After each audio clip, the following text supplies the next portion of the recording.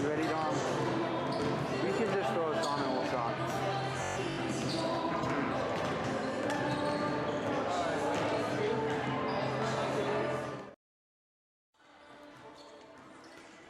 Hi, folks, and welcome here to Hornet Studios. I'm Caleb Rose, joined alongside by Austin Koash. And tonight's matchup features your Valley Center Hornets and the Newton Railroaders. For the Hornets, they came off a solid win at home versus Goddard, 34-33. And that was a thriller, Austin. So much fun to watch. Not a lot of scoring, but it was just overall a fun game to watch and see these girls play. Well, Caleb, you know, for a lot of this year, the Hornets have struggled a little bit on the defensive side of the ball, especially against some of those high-powered offenses. And so with Goddard being 6th ranked in the state at that time, they're since gone down in the rankings, but the Hornets showed out on defense, and I think that's a big plus, that's a big positive heading into this second half of the season or second third of the season. But and then on the offensive side of the ball, some of the girls like Allie Koash, she didn't have the game that she usually has. She's averaging 14 points a game. She had 3 in that game. And so I think one of the biggest things was everyone on that court contributed. And even though Koash only had 3 points, she did hit the game-winning shot. And so this team has a lot of confidence right now. When I talked to Anna Eldridge right before break, she told me, you know, this team knows they can be successful. And they've lost 4 games. They're 2-4 right now. They're not where they want to be. But I think this is the game tonight that can really boost their confidence, Caleb, because we looked at Newton, and they are not the strongest team in the league. Well, definitely. And I think that was a statement game if you look at it. The Hornets are a team who've struggled, obviously, to beat a high-powered offense like Goddard in the past. So that's something to keep in mind. And this is a building point right here. As for Newton, they're 0-3. They lost to Dodge City, McPherson, and Wichita North, but this is their home opener, Austin. So keep that in mind, and that's certainly a confidence boost here. Yeah, you could tell when the Hornets had their home opener against Goddard, you know, they played a little bit different, especially defensively and intensity-wise. They weren't making shots. We talked about that. But what I want to talk about tonight is the offensive production that the Hornets need to produce. We see the scores. Dodge City beat this Newton team 78-19. Dodge City's not really a powerhouse in girls basketball. And if this Hornets team can score up above their about 50 points a game, I think it's like 38 actually, that they're scoring, I think they can kind of get some rhythm, especially heading into some of the league games that they're going to go against. And the number 1 team in 5A right now, Salina Central, coming up here in a couple of weeks. So I think tonight's really, I'm going to focus a lot on watching this girls' offense because I think that's going to be a big part of their success. Well, you mentioned the Salina Central game. That's actually going to be this coming Tuesday, Austin, which will be live here on Hornet Studios. But that is something to watch out for. This Hornets team, the AVCTL Division II in general, is a tough league. And the Hornets are fortunate to get out of it for a game and play this Railers team. For the starting lineups for your Hornets, we have Anna Eldridge, Hallie Britton, Ali Koash, Olivia Needens, and Kelsey Kinneberg. And then for the Railers, we have number 10, Mara Zinner, number 22, Haley Lowen, number 23, Olivia Antonowicz, number 24, Abigail Kuntz, and number 31, Cameron Ince. So 8 minutes shows on the clock, Austin. For this Railers team, what do you tell them as a coach right now? What do they need to do to find success early on here? Well, Caleb, this Newton team, they don't score a lot of points, and we've seen that. And so I think their focus is probably on the defensive side of the ball. They need to get steals. The Hornets do tend to turn the ball over a considerable amount. So, you know, if they can create some turnovers, this Newton team could really have a chance to make things interesting. But if you're the Hornets, take care of the ball, do the little things right, and show growth in every game. We talk about it. The Hornets can just keep growing on the season. They're a young team and find success late. So on the first possession, the Hornets have it here. There's Hallie Britton from 3, and she'll bobble it in. One thing about Hallie Britton, she came off of COVID. The first couple of games she had COVID, and then she hasn't been herself. I'm looking for her around the three-point arc, and tonight to be a leader on offense for the Hornets. Up top here is Antonowicz. Some motion around. Newton trying to work it inside. And no set post play here. Looks like almost a 5-out offense. There's the jump shot. Not there, boarded by Eldridge. Pushing it down to Koash. One-on-one. Off the mark there. Then the board comes from Zinner. Looking to push it down the floor again. She does that to Kuntz. A jumper. And it's off the mark once again. And so far, what we've seen from this Hornets defense is they're playing up in Newton's face, not letting them get easy shots. And right now they're playing man-to-man defense, which they don't do a whole lot, but Coach Freeheim feels confident in these girls. One thing I've already noticed, this gym is loud, Austin, and it is a consistently loud gym. I think this is the loudest gym the Hornets have played in so far this season. And a turnover there. So here come the Railers. Well, Caleb, going back to that loud factor, Newton has a history of having scuffles because of players and fans getting into it, Caleb. I'm telling you, this gym is plays dirty sometimes, but a lot of times it's a really fun gym to play in. And they'll say it's out of bounds off of Eldridge. To inbound here is Antonowicz. Antonowicz, just a sophomore here. And she'll throw it into Zinner. Running the point is Zinner. Some good ball movement. Now to the left side, looking for a pick and roll. Nothing to be found there. A head fake, driving inside. Antonowicz has the bucket. Excuse me, that was Mara Zinner. But a solid play there by the Railers gets them on the board.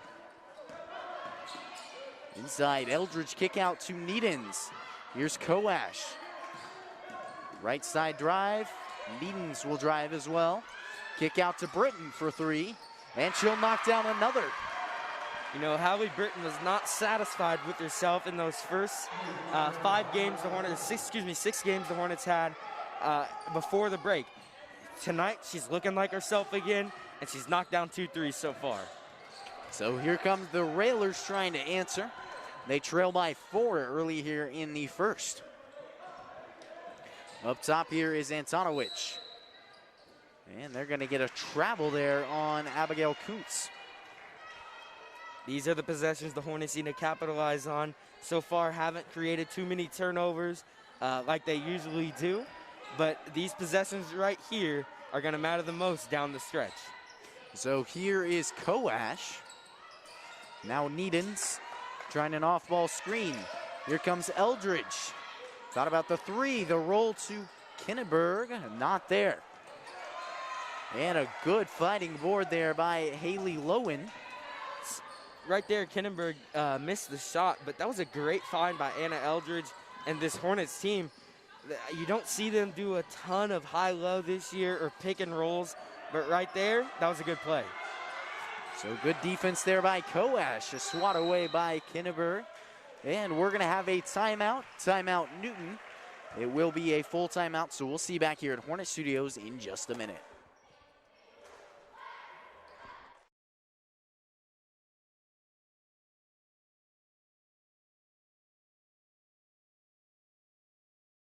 Whenever we go to a local event here in Valley, we all want good food for reasonable prices with a friendly face behind it. Well, luckily, there's an option, the Food Guy.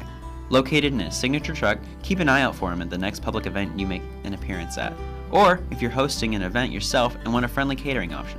Or if you have other questions, you can call him at 316-253-8832.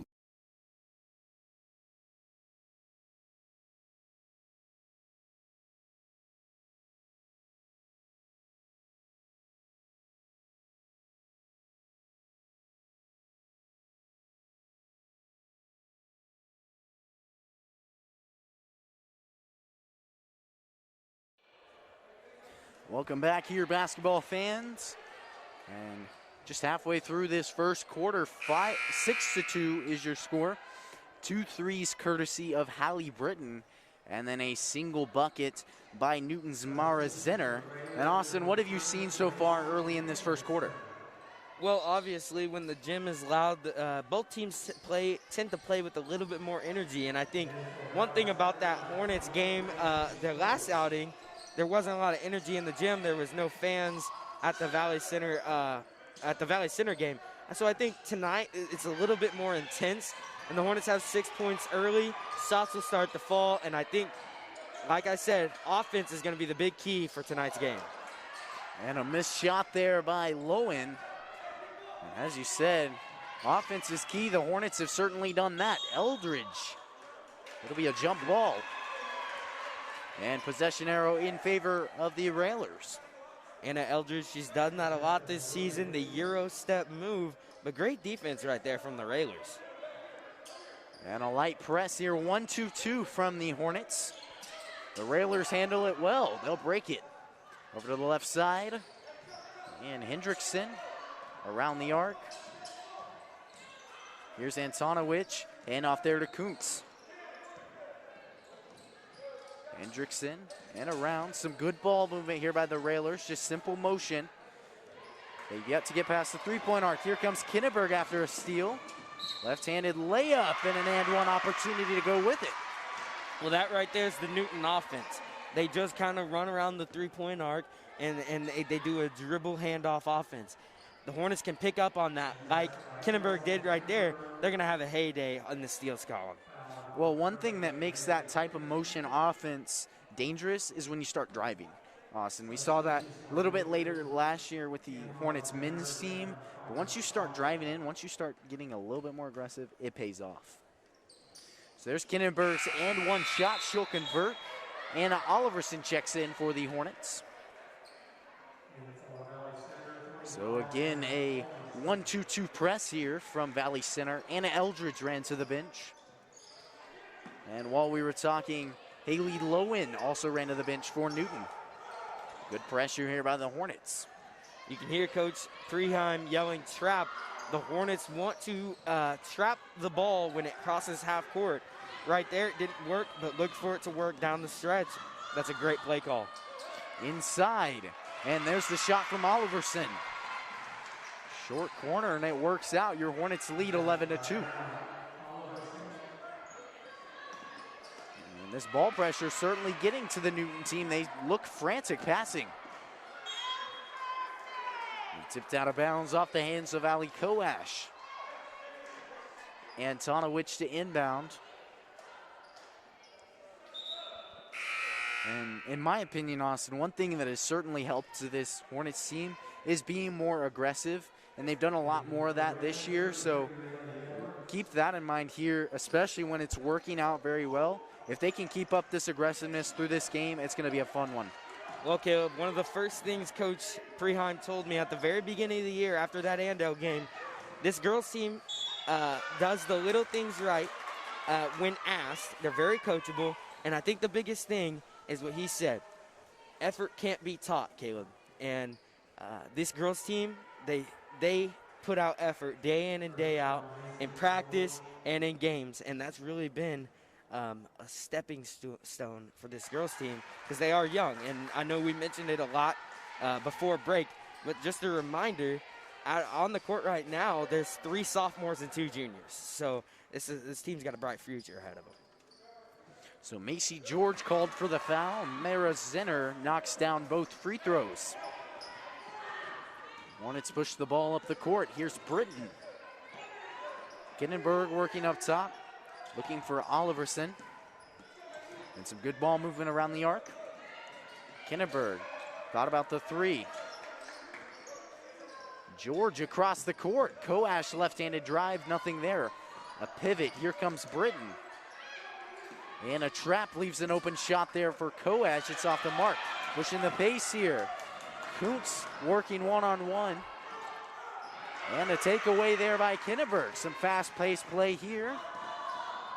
Britton fires it towards George. Inside for Oliverson. And out of bounds. Right there is something that we didn't see at the beginning of the year that the Hornets are starting to do, and that is get back and play transition defense. They know the importance of getting back in transition because they do it to a lot of teams. They get into transition and score, and they can score fast. the Hornets right there, it was Allie Coash and Hallie Britton. They did a great job to trap the corner off the fast break. The Railers beat the press there. The shot is off the mark. Here comes Coash. Now George. Ball moving up top here. A set three from Kinderbergen, not there. Good board by Coash. They're going to get her on the travel there. And that's tough to see, Austin, just fighting for the board. And, I mean, obviously the correct call, but just giving more effort, and tough to see a call like that. Up top here is Mara Zinner. Looking inside, a kick out there, Antonowicz for three. And still nothing. We're gonna get a jump ball this time in favor of the Hornets. Hornets doing a really good job to limit possessions, limit the shots taken by the Railers. There hasn't been very many so far that that Newton has been able to get an offensive board, put up another shot. The Hornets are crashing the boards and playing good defense so far, only allowing 4 points. Well, while you're talking, Austin, Anna Eldridge and Cameron Inch checked in. Long two there from George. She'll knock it down. And as you said, their success has come from team efforts. So far, a lot of scoring here from a lot of different players. Well, Caleb, in that last game against Goddard, Macy George had 11 points and hit the game-tying three with, I believe it's like 33 seconds to go in that game. And so she had a career high then. Look for her also on the offensive side. Mara Zinner there knocks down a three for Newton. And a steal there. Railers certainly putting together a run here late.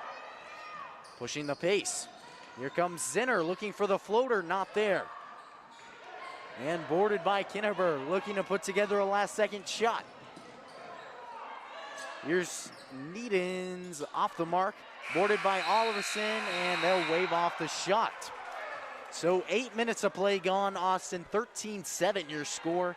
And we'll see you back here in Hornet Studios in just a minute.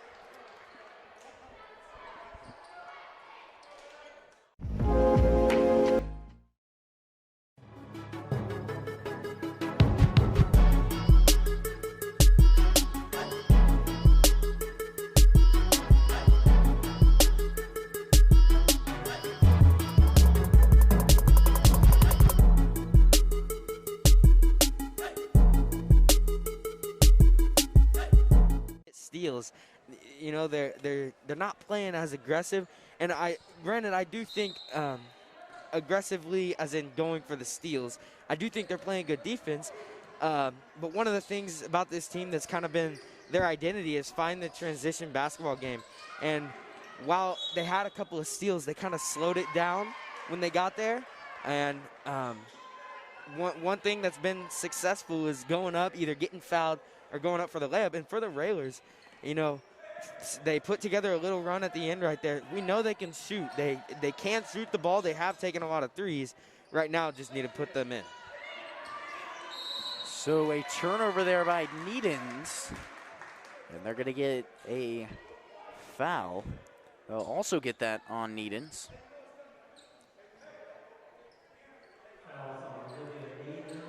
My apologies, it was a defensive foul last time. Here's that same press from the Hornets. Railers seeming much more calm than they did in that first quarter. Antonowicz mishandles it, knocking it around from Eldridge. And a turnover there, so the Hornets take over. No, that was a great play right there from Anna Eldridge. She's playing that top spot in the zone press. And right there, just sheer effort what that was. And out of bounds. A badly received pass. Checking in for the Railers is number 24, Abigail Kuntz, and for the Hornets, Allie Coash. So Railers set up in a, what looks like a 1-4 set is what you call it, but clearly ready to break this press. And that's going to be the key in winning this game. Some good ball movement here. Kuntz pushes it ahead. Left side drive from Zinner. And they're going to get her on the double dribble. 7 minutes, 11 seconds remain here in this first half. Well, Caleb, the cause of that double dribble was the Hornets closing out on Kuntz, and it was a great job to do it, and it sometimes rattles the offensive player when somebody can just put a hand in her face. She did blow by her, but that's all it takes sometimes, is just to get them a little bit uncomfortable and cause a turnover. So here's Eldridge, inbound to Coash. Some good off-ball movement here from the Hornets. A screen there, looking for the pick and roll. Coash thought about the shot. Here she is, left-handed drive, and she'll be fouled driving in. Look at that sequence of moves there, Austin. Very smooth and a solid job driving in from Coash. Well, Caleb, I know Anna Eldridge, Allie Coash, Hallie Britton, over this extended break, this Christmas quarantine break, a lot of them were in the gym or outside working on their shot, working on their moves, and trying to be able to use that in a game. And so far, Eldridge, from what I've seen and what was told to me by my sister Allie Coash, they're using these moves, and that's if you're Coach Preheim, you love to see that, because it's applying everything that they learned in practice, all the hours they put in, applying it to the game, and being able to do that as a young player is really important. Well, Coash goes 1 for 2 there. Kinneberg checks in for the Hornets. The Railers do a solid job moving the ball around. Still trying to find a consistent solution to this press. Here's Zinner. Up top to Antonowicz. One-on-one with Eldridge. Looking around, Kuntz over to Innes. Zinner, spin move inside. And a throw up there, it's through. A solid move, Kareem Abdul-Jabbar move, if you will, with the spin and the hook shot there to get the bucket. Well, Mariah Zimmer has shown no fear of going up. She's taken 4 shots on the game so far. 2 of them have went in. Coash drives in, has to back out. Eldridge right-handed drive. And she'll be fouled just outside of the paint. She'll head to the line for 2. Anna Eldridge had a slow start offensively in the first 4 games for the Hornets. But in the last 2, she has had 19 points. She's had 19 points straight for 2 games. And so, she's starting to find her rhythm. She comes from a small school. And I believe it was a 2A school, small town Kansas. And, coming here, it was hard for her to find herself a little bit, she told me. But now that she's made friends, they're as a team now, and they've become close together as teammates, she's starting to find her rhythm again. And Eldridge, a very athletic player that you don't see in women's basketball at this level very often. Well, she knocked down both of those. She actually came from Blue Stem High School, Austin, and certainly a change of atmosphere. Inside, Zinner, not there. A good board, and Ince puts it back up. She'll head to the line for 2 on the shooting foul. And they're going to get Kinneberg on that one. Here's Cameron Ince. 2 shots to come. And shot 1, a little bit off the mark there. 5:37 remaining in this first half. We've talked about atmosphere, Austin. We can certainly talk about that now. The jazz band for Newton's getting set up, and it's loud when they play in this gym. Second shot is knocked down, so 16-10 now. Well, Caleb, not only is that jazz band loud, they are right underneath us, and so we're going to be hearing everything that goes on, Caleb. So up top here is Coash. Kinneberg to Britton. Coash working one-on-one against Zinner. Outside ball movement here. Rachel Edwards checked in during the free throws. Left-handed drive. A head fake there and an elbow jumper knocked down by Allie Coash. And Good job breaking the pressure by the Railers.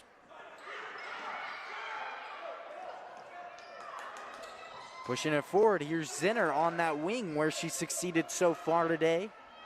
You know, even though this Newton offense is breaking the press consistently, it's also consistently taking about 5 to 7 seconds, Caleb.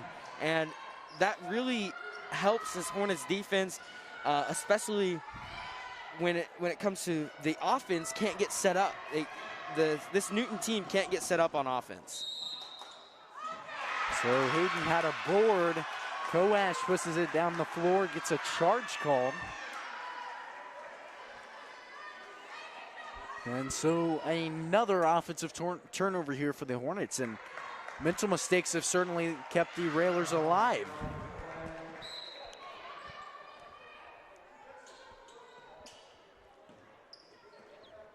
Well, Caleb, through this point in the first quarter, the Hornets had 6 points, and they started out strong, and then they kind of relaxed a little bit. They couldn't find anything easy on offense, and then they put together a run at the end just before Newton put together their little bit of a run. And so, you know, now in the bottom half of this quarter, find some momentum on the offensive side of the ball, and it starts with ball movement, and that was a good shot right there from Kinneberg. A block shot there by Kinneberg. Out of bounds.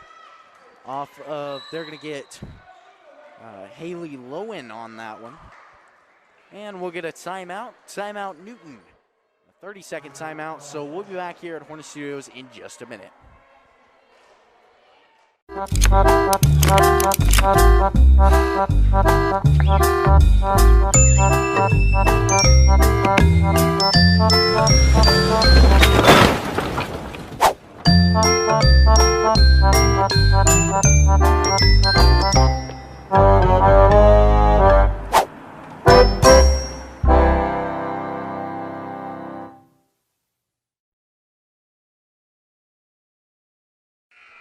Welcome back here, basketball fans. I'm Caleb Rose, joined alongside by Austin Koash. And just over halfway through this first half. And Austin, what have you seen so far? The Railers staying alive in this game. It's an 8-point deficit. But what can they do to get that final push, that final run to put them over the top? Well, I think from a Newton standpoint, they haven't been in too many close games this year. They just got to keep trucking along. They just got to keep playing solid defense. They can't let the Hornets build a lead. And if you're the Hornets, good ball movement, and like I talked about right before the break, and then right there, the Hornets did a good job of it, is going to be successful offensively. Well, that was sophomore Rachel Edwards who knocked down the three there. The assist came from junior Hallie Britton. Good ball movement here by the Railers. And a steal by Kinneberg. That's her third of the night. Here comes Koash. Left-handed layup. And yet again, this Hornets offense is showing dominance. All it takes is a few buckets right there. It was 5 points in a matter of about 20 seconds. And now the Hornets are up by 13, Caleb. So here comes the Railers trying to work out of that wing like they've done so far this game. Inside, Antonowicz not there. And they're going to get a foul. I believe they got Lowen on that one. Right there was 4 Hornets underneath the basket ready to go get that rebound. That's something we did not see even before break, even before we went into this, the Christmas season. This team has grown a lot, and just in the few short practices and just the film sessions and some of this stuff, Coach Brehan's doing a great job teaching these young girls, and these girls are putting it into play here tonight. Well, Kinneberg's shot blocked there. So Railer ball. Like you said, they're putting some good stuff together. That was a solid cut there by Kinneberg and got to the basket quickly. Railers, Zinner looking to beat the press. And they'll do just that. Here comes Zinner. Looking to drive left-handed, spin move inside. Layups off the mark. Boarded by Britton. She'll push the pace. Here comes Koash. Good pass forward to Kinneberg. Back out and around. Good ball movement here. Koash to Britton. Right-handed drive from Needens. Still working it around the arc. Left-handed drive, kick out there. Edwards trying her second, not there. And they're gonna get that off the hands of Koash. The Hornets do a good job of just driving inside the lane. If you get the ball to the high post, I know we talk about it in the boys team because that is one of their major goals is to get the ball in the high post because a lot of good things can happen. Players can cut to the basket. You can have an open three. So much offensively comes when the ball gets to the high post. Right there, the Hornets played the in and out game and it worked. So a board there by Needens. Kuntz missed the layup. Koash working up top. 1:13 remains here. Good off-ball movement. Here comes Olivia Needens. Here's Eldridge trying to work right side.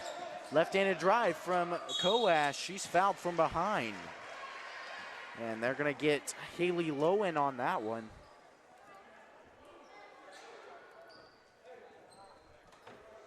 That's Lowen's third. Koash here to shoot 2. Well, I don't think we talk about the off-ball movement enough with this team. Last year, I remember we had talked about it a lot, and we just didn't see off-ball movement. It was kind of a dribble pass and kind of a stagnant offense. And this year, the off-ball movement, the set plays, everything's kind of meshed together, and it's produced a lot more points than in the past for this team. And especially with the young players, they got to have open shots to be able to knock down those shots. And so the Hornets doing a great job of that. Just in general this year, give credit a lot to Coach Preheim and his new scheme this year. Well, and I think the one word I would use to describe this off-ball movement is fluent. The best offenses are fluent, and we're seeing some of that fluency, and it's just moving much smoother on the court. And a steal here by Eldridge. Left-handed layup off the mark. Boarded by Antonowicz. And we'll get a timeout, Newton. A mere 43.5 seconds remain here in the first half. We'll see you back here in just a minute. Parents' biggest worries is letting their teen get behind the wheel of a vehicle. That's why getting professional, personal instruction is so important. The Wichita Driving School is licensed by the state of Kansas and offers the most classes per month of any driving school. With the most students trained in Wichita last year, it's obvious students and parents like Wichita Driving School for the convenience and professional one-on-one instruction. Wichita Driving School, where you're driven to be the best.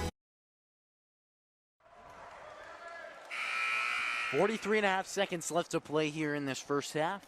23-10, and Austin, the Hornets have sort of taken over here in this second quarter. What do you credit that to? Well, definitely the defense, the pressure. It's getting this Newton team riled up a little bit. They're not taking easy shots. They're not even getting past half court that easily. And so credit that to this Hornets defense. But on the offensive side of the ball, this Valley Center team does not score a whole lot consistently. But like you said, they are fluent in their offense. But the biggest thing is when they knock down shots, it gets them rolling, and they're able to score fast. It was 18-10 at one point, now 23-10, and heading into halftime, presumably if no team score. But the Hornets can score fast and in a hurry. So the Railers have only scored 3 points here in the second. Looking to change that here with 10. Here's Zinner. She's been the only means of offensive production tonight. Back out. Kuntz for 3 off the mark. So that's going to round off the first half. Your score, 23-10, and your Hornets take the lead. We'll see you back here at Hornet Studios in just 10 minutes.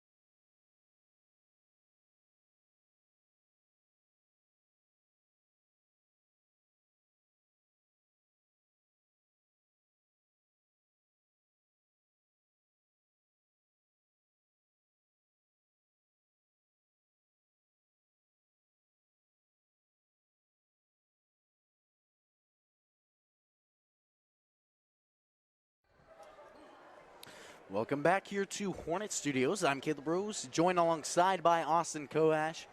23-10 your score after one half of play. And Austin, the Railers are trailing by 13. What can they do to push them ahead here in this second half? Well, Caleb, they only scored 3 points in that second quarter, mostly due to the fact that the Hornets played a solid defense. They created a lot of turnovers, and this Newton team did not know what to do with the ball. I think keeping the ball in their possession for the longest time is going to be their recipe for success, because we know this Hornets team, if they get the ball in transition, they can score very quickly. Well, a ball batted out there off the hands of Haley Lowen. And I think really the biggest thing is for the Hornets, why would they not go back to that? And then for the Railers, they have to find a way to break it. And that's a necessity here if they want to have any shot in this game. Not there from Britton. Here comes Antonowicz. The Hornets are going to get back into a regular defense. They tend to trap here when the Railers are, when the Hornets off of a score. But so far in the first half, there wasn't a ton of just offense that didn't come off transitions or turnovers or something for the Railers. So here in the second half, it looks like this Newton team is going to slow things down a bit. A 3 off the mark there from Antonowicz. Good effort play by both squads. A jump ball between Koash and Zinner, and then checking in for the Railers is number 45, Katie Blaylock. One thing about this Newton team, they don't have a lot of depth. They haven't played a lot of players. But then on the other side, the Hornets don't have a ton of depth. They play about 8 players on their squad. Well, a foul there. Eldridge got the steal, drove down. She's going to head to the line for 2 on the shooting foul. They got Mara Zinner on that one, her first, and she has been probably the most influential thing on this Railers offense thus far. Shot there from Eldridge is through. Anna Eldridge this season has been very good at the free throw line. I don't know the exact percentages, but she gets there a lot, and she usually knocks down 2. And there she is, knocking down both. Here with a setup offense, we'll see the Hornets press in their 1-2-2. And you can tell the Railers are stumped. A turnover there. But after that first possession of no press, it's tough to get back in that mindset. Here comes Koash. Around to Britton. Koash working from the corner. Not as much fluent off-ball movement that we saw in the first half. Hornets have put 2 on the board so far, though. High post to Eldridge. Kick out there to Koash off the hands of Kuntz. And a good save there, loose ball. And they'll get a jump ball, possession arrow in favor of the Hornets. Well, right now, you talked about it. It's the Hornets aren't moving a whole lot, especially off ball.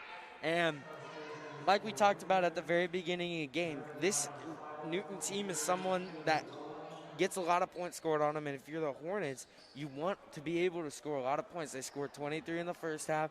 I think if they can just bump that number up a little bit here in the second half, that's really going to be it's going to be a stepping stone in the right direction later down the road when, like you said, this Salina Central team that they're about to play, they're going to have to score 50 to 60 points if they want to win that game. So a high post drive there by Kinneberg, and she'll knock it down on the left-handed layup. And one way when you're not moving off ball, get the ball into the high post. And there's Hallie Britton doing her thing, though the layup is missed. Back out to Eldridge. Here's Britton. And the Hornets will set up once more. Still scoreless here in the third from the Railers. And they're going to get number 22, Haley Lowen, on that one from the Railroaders. Checking in. Well, it's going to be a timeout. My apologies.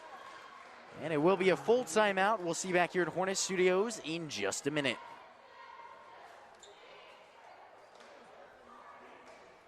Whenever we go to a local event here in Valley, we all want good food for reasonable prices with a friendly face behind it.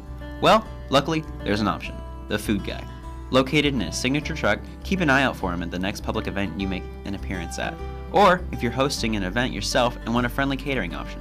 Or if you have other questions, you can call him at 316-253-8832. And we're back here at Hornet Studios. 27-10 your score. And Austin, third quarter thus far, hasn't been much, but it has been dominated by the Hornets. And they've scored 4 so far. What have they done on the offensive side of the ball that's got them these 4 points? Well, that first possession was a solid possession by the Hornets. They were able to score, but then what I really want to hone in on is that second possession and actually 2 more possessions after that that have just happened right before that timeout.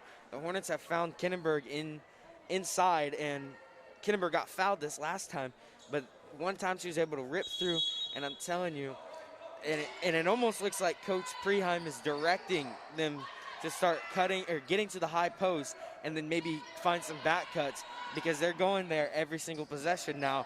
And early on in the game, they weren't doing that, and they were playing more of that cut and drive offense. Well, here they are. Needens heads to the high post this time. Here she is up top. Good steal there by Ince. Taking it one-on-one, right-handed layup. It's through. So the ice is broken on the scoreboard for the Railers. Here's Koash. Now Britton. Koash looking from the wing. And you mentioned it. There's Kinneberg working in the post along with Needens. Here's Needens. Backdoor cut, and there's Kinneberg finding the bucket to go. Great back cut by Kelsey Kinneberg right there. Off the post up, too. That was a very veteran move of her. And here's a steal from Ali Koash. Left-handed layup, not there. Boarded by Zinner. And they'll go right back into that press. Here come the Railers. Antonowicz onto Piper Seidel. And Antonowicz will hold it out up top. Right here is Kuntz. Looking left side, Seidel around to Zinner. Looking inside for the pick and roll, not there, and that's gonna be a turnover. Macy George and Anna Oliverson check in. And then in for the Railers is gonna be number 34, Natalie Jones. Rachel Edwards heading to the court with the Hornets. Excuse me, Natalie Jones not checking in for the Railers. Here comes Britton. A one-on-one, and she'll break the man-on-man press. Macy George to Kinneberg. Lob inside for Oliverson, and there she is putting the bucket up. Anna Oliverson does a great job to post up on the inside. She doesn't have the height advantage every time. In this game, it looks like she does, but a lot of times she's able to use her body to maneuver on the inside and get buckets. And as long as the Hornets can find her, she's usually a pretty solid choice on the inside. And a missed shot there from the Railers. Antonowicz, and now Zinner will hold it back. But I mean, some flashbacks from that last play. Iconic move used by Cassie Kinneberg last year is that lob pass inside and a bucket. Oliverson did a good job of it there. Antonowicz with a spin move on Edwards. Kick out, Kuntz for 3, and she'll knock it down. Right there, they may have knocked down the 3, but that was great defense, especially on-ball defense from the Hornets that possession. Right now, the Railers looking to put together an offensive run. They haven't done the same on the defensive side, though. And as I say that, a steal there from Kuntz. 1-on-2. Throws it up, and it's through. Here comes Kinneberg. Kinneberg for 3, wide open. And you get a shot like that, you just have to take it. Well, Kelsey Kinneberg not shy from taking a three. He's knocked down multiple of them on the season and a lot of long, far, almost NBA threes this year. And they're going to get a foul on George there. 2:08 remains here in the third. Here's Natalie Jones checking in. And heading to the bench is Cameron Ince. Here comes Antonowicz. Conducting the offense, looking for a right-handed drive. Quick handoff to Zinner. And not much there. Here comes Seidel. And they're going to get an offensive foul. I believe they got Kuntz on that one. My apologies, they'll get Jones.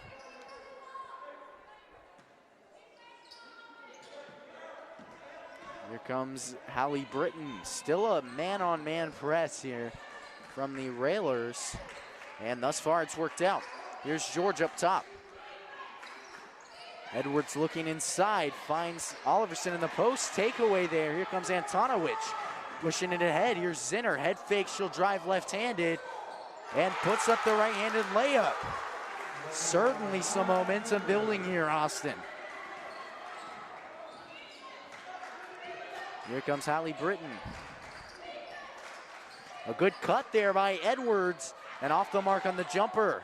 Good save by Oliverson. The effort play pays off. Another bucket for the Hornets. Again, that was just sheer effort right there by the Hornets. The Railers didn't want to grab the ball when it was almost going out of bounds. And just like that, the Railers made a run, but now the Hornets have an opportunity to make a run of their own. Well, and I think the biggest thing, the Hornets still have a wide margin lead. And I think that's due to the fact the Railers have struggled to play defense. As we said, they let up 78 points against Dodge City, 59 versus McPherson. And they're a team who can score some decent points on the offensive side. They just struggle to get it done on the defensive side. Left-handed drive from Kinneberg. Kick out there to Edwards for three. Not there. Put up by Oliverson. Boarded by Zinner. And they'll back it out. A foul there on Kinneberg.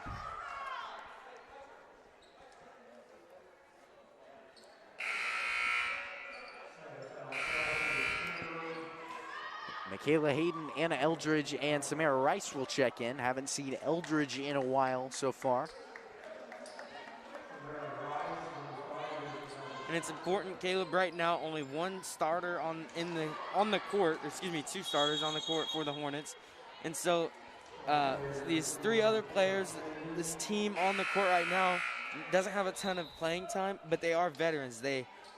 Two of them are seniors, and they've played basketball before. They know the game, and so, this is good playing time. This is good strategy, too, by Coach Freeheim when there's a little bit of a lead, but you really need some of those key players down the stretch in a game that's pretty fast-paced. These girls in right now need to capitalize on their opportunities. Up top here is Zinner. Now Seidel. And I think we've seen similar strategy from Tavis Leak, the head coach for Newton.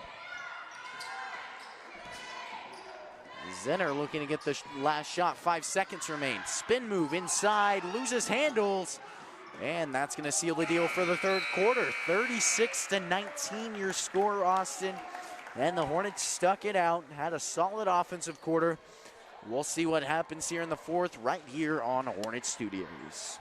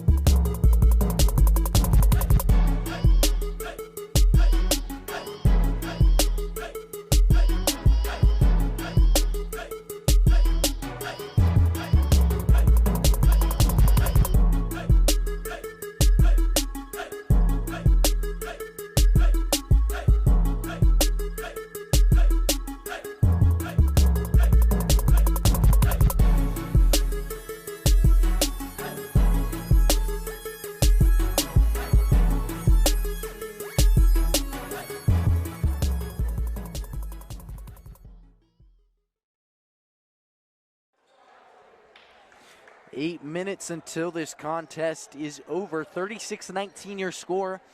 And Austin, a solid quarter put together by the Hornets. And the Railers found some offensive success as well. What'd you see in that third quarter? Well, it was pretty energetic. We talked about right before going into that break, both teams, especially in that first 4 minutes, first half of the quarter, both teams are playing really hard and playing fast offensively and defensively. And so Coach Preheim and the Railers starting to play some of their other players, and now here in this fourth quarter, some of the starters, some of the main players that have played a lot of minutes this season are going to get some time, and they got to be able to pull this one out if you're the Hornets, and if you're the Railers, got to be able to come back. Inside off the dribble handoff, and they'll get it off the foot of Zinner. So Hornet possession. And if you're the Railroaders, I mean, we've seen a man press here so far, or a zone press on the defensive side from the Hornets. So how do you break that, Austin? Well, they've done a decent job to break it. The Hornets haven't gotten a ton of steals in this game, but what it does, especially for the Hornets, is it distracts the offense, and the Newton offense can't get set up, and they don't really have an offense from what we've seen so far, Caleb. Maybe that's the reason they don't score a ton of points on the season, but they haven't been able to set too much up, and the Hornets doing a great job with that press. But if you're Newton, just gotta find ways to get inside. Zinner's done a great job of it tonight, but hasn't been able to finish a lot. And so if some of the other players can kind of pick up that energy that Zinner has, it could be a close game. Zoe Zinner at the free throw line here for 2. And they got Michaela Hayden on her first foul of the night. Allie Britton checks in.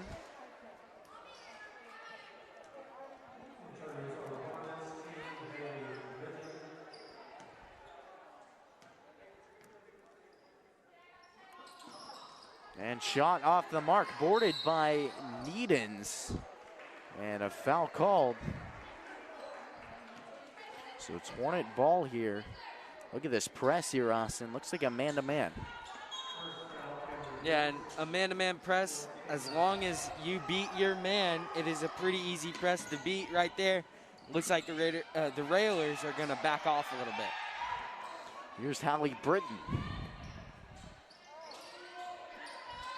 Looking inside. Now, here's Britton. Kinneberg up top. Looking for the baseline cut, not there. Here comes Eldridge right-handed. A floater off the mark. Loose ball there, picked up by the Railers. Zinner pushes it ahead to Antonowicz, and it's taken away by Britton. Here comes Eldridge. Koash thought about the three, a shimmy and a left-handed drive. There's Eldridge, short jumper. She'll knock it down. And still that 1-2-2, Austin. The Hornets staying aggressive.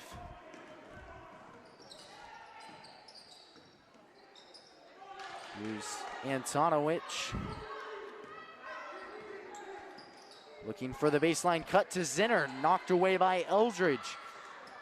Needens pushing it forward. Good ball movement there, and a pass off the mark. Or excuse me, they'll say that's tipped by Haley Lowen. Well, Caleb, right there, that was something that, you know, we don't see a whole lot of is Koash and some of these Hornets. They, instead of just going straight to the basket, they let up a little bit. And I do think, so, especially this late in the game, they have an 18-point lead. Yeah, they want to preserve a little bit of time. We saw the men's team do that against Andale. They preserved a lot of time, but and they wasted it, I should say. But I think, you know, 18-point lead. We've seen a lot of teams can beat this Newton team, and so I think, especially heading into that Salina Central game, put some points on the board. Don't let up just because you're up big. And I know we talk about it before. It's more of the principle that you want to do the little things right. You want to be able to go into the next game and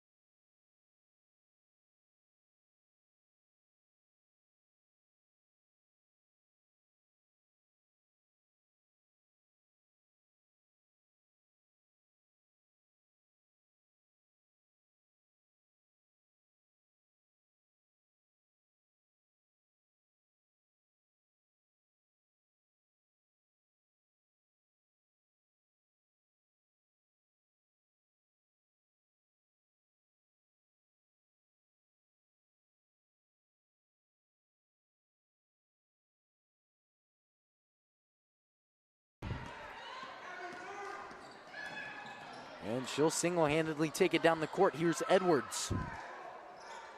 Now Needens. One-on-one there with Seidel.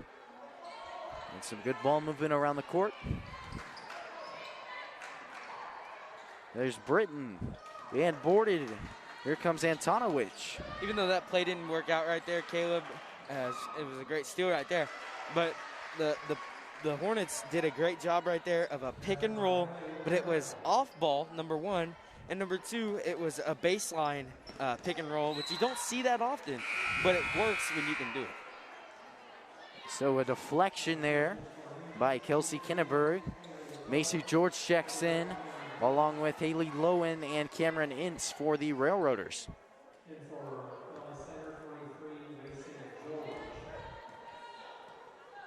Up top here is Zinner, looking for the pick and roll. Back out it goes to Seidel. And they'll slow it down here with 2:35. Left-handed drive. And a short-range jumper off the mark. And a good board there by Kinneberg. Koash all alone. A quick hesitation, and she'll get the bucket. Well, a 22-point lead, Caleb, and as a whole, this game's been a success. And especially headed into this next game, and I know I keep talking about it, but this team wants to be able to compete with some of those top teams. And so far, a pretty complete game, 2:12 left. The Hornets doing a good job so far. We'll see you back here at Hornet Studios in just a minute. Valley Center, a beautiful, friendly community just 9 miles north of downtown Wichita. Come discover Valley Center and take a walk through historic downtown. Check out unique restaurants, shop at locally owned businesses, or play around at Valley Point Golf Course. Valley Center is building on its proud heritage while welcoming new ideas, new businesses, and new families. Valley Center will exceed your expectations. Discover Valley Center, an incredible place to call home. 42-20 your score. 2:12 remains in this contest. And Austin, the Hornets, I think to this point, they've pretty much closed out this game. For the Railers, you're 0-4 now, and your best game was a 10-point loss. How do you recover from this? Well, I think Valley Center's been in this situation before, Caleb.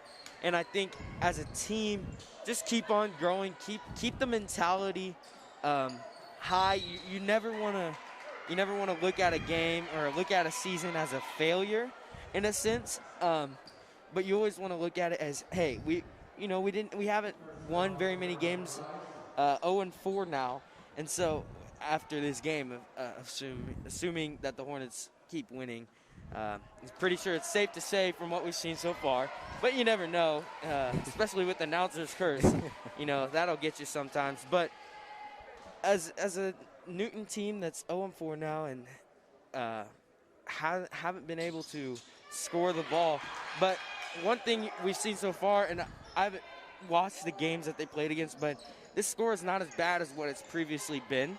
And every game so far that I'm looking at on our sheet, Caleb, they've progressively got better. And so that's what you got to do if you're the Newton team, and they just got to keep getting better. So Zinner there gets the bucket. And I don't know, Austin, down to a 20-point lead. So we'll see how this game goes in the final minute 30. But I think it's safe to say a solid win by the Hornets, 20 points. And they'll look to keep that lead by stalling out here. Newton not giving up, trying to trap some passes there, out of bounds. And Austin, as you mentioned, they go on to play Salina Central, and then after that they'll play Eisenhower. Pretty tough schedule for the Hornets this year. But one thing, if I've ever seen a team that has grown so much since their first game. Reminder, their first game, they lost by, I believe it was 32 to Andale. And Andale, a team that is good, but they're a little bit of a smaller school. So now that the Hornets are playing some of the best ball they've played in a while, and they just got to keep it up day in and day out. Like I said, you can't teach effort, and this girls team has done a great job of putting in effort in practice and in the games. Well, it was Zinner there who got the steal in the bucket. 40 seconds remain. Oliverson off the mark on the layup. Here comes Antonowicz. 30 seconds remain, trying to get a few final shots off. Inside, one-on-one, and back out they'll go. A shot there, and off the mark, boarded by Samara Rice. And that will do it here in Ravenscroft Gymnasium. Your final score, 42-24. And the Hornets move to 3-4 on the season. Austin, definitely a solid game. And we'll see you back here in 20 minutes for the start of the varsity men's game.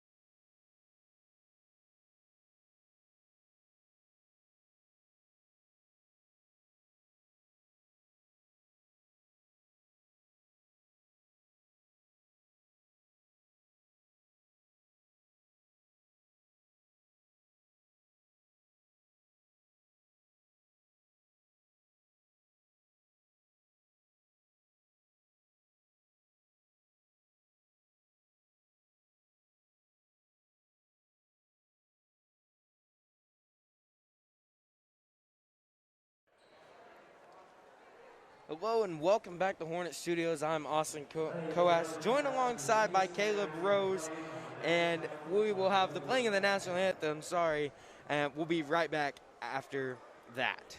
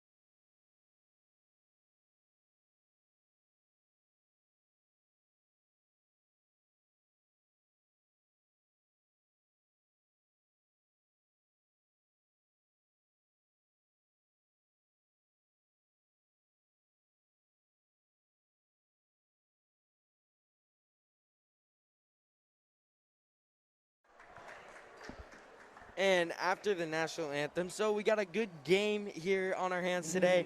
Your 5-1 Valley Center Hornets against the 0-4 Newton Railers. Caleb, what do you got for us tonight to look for? Well, for the Hornets, they had a solid run, the best record in 30 years to this point. They're a very solid team. They've been playing very well. But the one thing I want to key in here tonight, the defense has played impeccable, remarkable, whatever you want to call it. They've just played flat out amazing. They've allowed 43 points a game. They've managed to get 68% of the defensive rebounds, 11 steals per game, 7 deflections, and they've managed to force 20 turnovers per game. This is an incredible defense, and they've dominated game in, game out. They came off a win against Andel, and they only allowed 27 points. It was just incredible to see. This is a amazing defense, and I would credit it all to the man. Coach Unrau said his favorite part about the man is they're communicating a lot more this year, and they're playing a lot more aggressive in this man, trapping first pass, trapping pick and rolls. So for the Hornets, it's the defense. For the Railers, I would say the problem is the defense. They've had solid offensive performances. The key guy to watch is Jackson Brackeen. He's number 1, but a very solid player. Last year was all AVCTL Division I as a junior. Very solid guy, knows how to shoot the step back three. Their offense will revolve around him. But for the defense, they've allowed 72 points a game. They have played some very talented opponents in Dodge City, McPherson, and then they came off a loss right before break against Maize South. So they have played some high-paced opponents, but they still need to get the defense under control. And the biggest thing for me, Austin, was their closeouts. The closeouts have not been great. They ran a man defense that stunted a lot, and then when there was a pass, they struggled to close out, and they got a hand in the face. They only allowed Maize South to shoot 33% from three-point range, but they were getting beat on the first step off that closeout. If the Hornets drive here tonight against their closeouts, they can find a lot of success on the offensive side. But that's the biggest thing here tonight for the Railers, I would say, is close out and get Jackson Brackeen, number 1 right there, get him hot, and that's how you can find yourself a shot at a win here tonight, Austin. Well, the Hornets, like you said, best record in a very long time, 30 years here in Valley Center up to this point. They're playing great on the floor. For the Hornets to start out this game is going to be number 1, Caleb Harden, number 2, Eli Isaacs, number 5, Braden Dalrymple, number 20, Gabe Phillips, and number 32, Noah Simmons. And for the Newton Railers, they're going to have number 1, Jackson Brackeen, the guy to watch tonight. Number 2, Dylan Petts. And number 4, Tanner Dorrell. And then number 22, Owen Mills. And right there, the Hornets start off fast. Eli Isaacs drives in. He does that well. He finishes really well.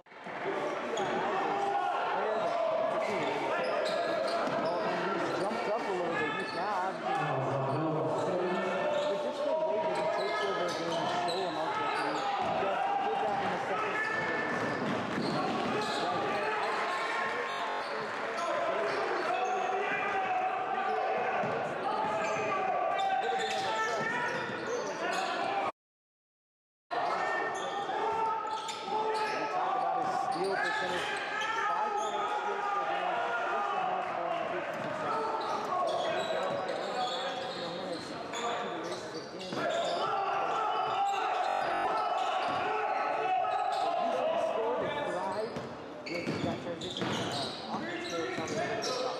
Well, they just play high pace.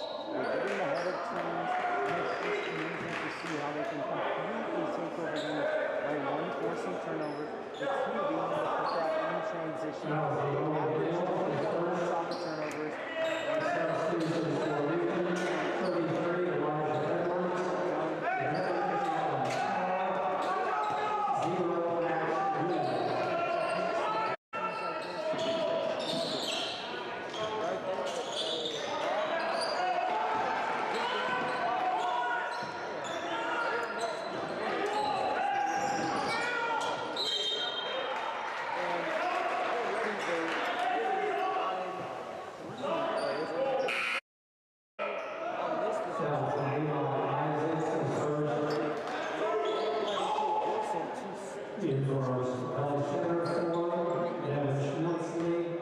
Well, for this Newton team, they've been held scoreless in the first minute and a half.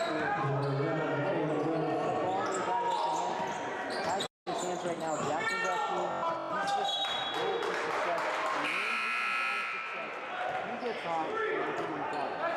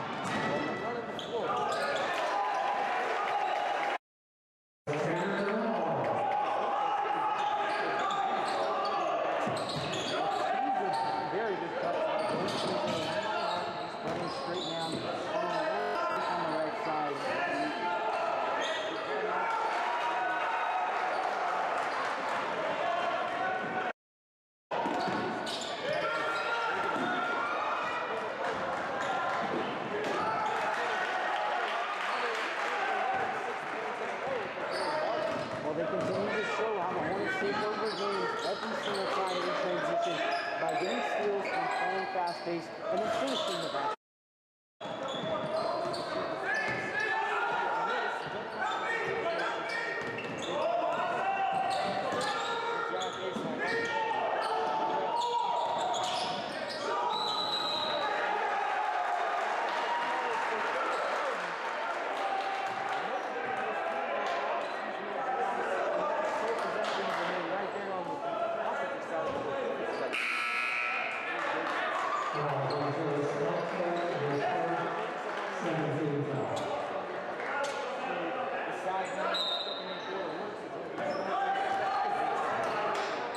While me knows the momentum that a charged open team brings to a team, he's running out pieces and plays the team.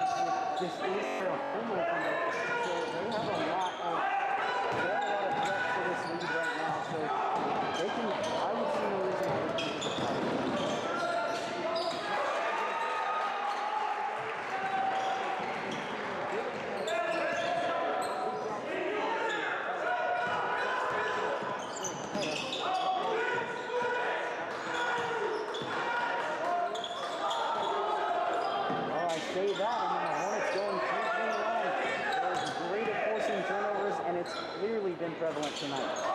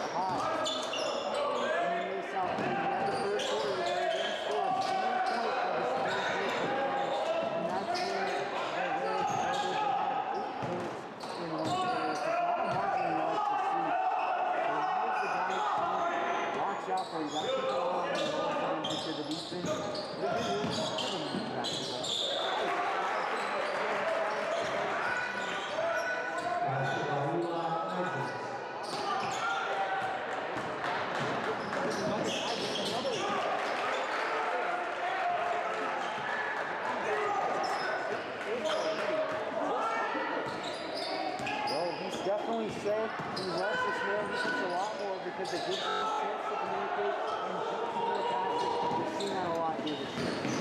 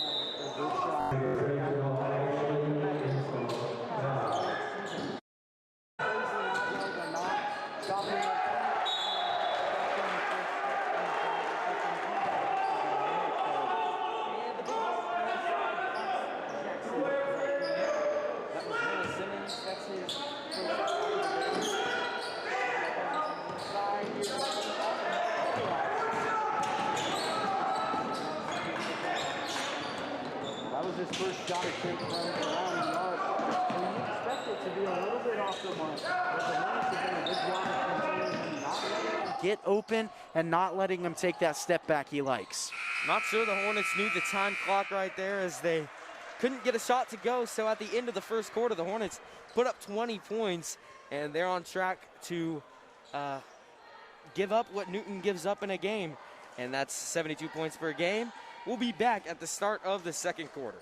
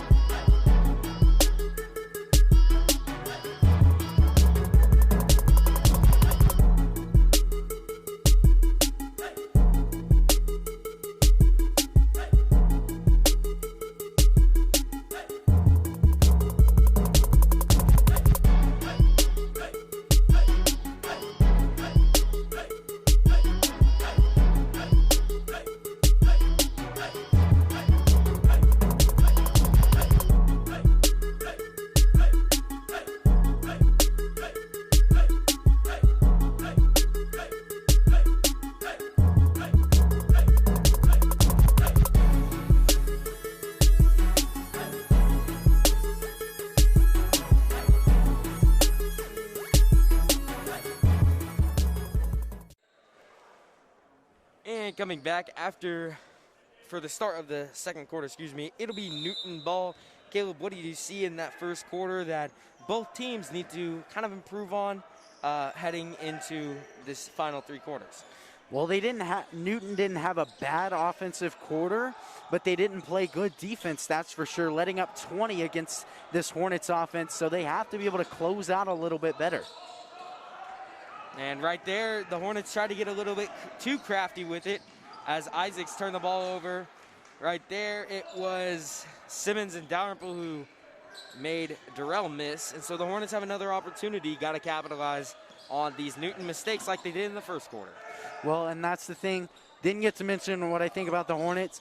They had an incredible first quarter, but the biggest thing is you have to stay consistent and you have to continue pounding. You have to continue pushing as much as you can.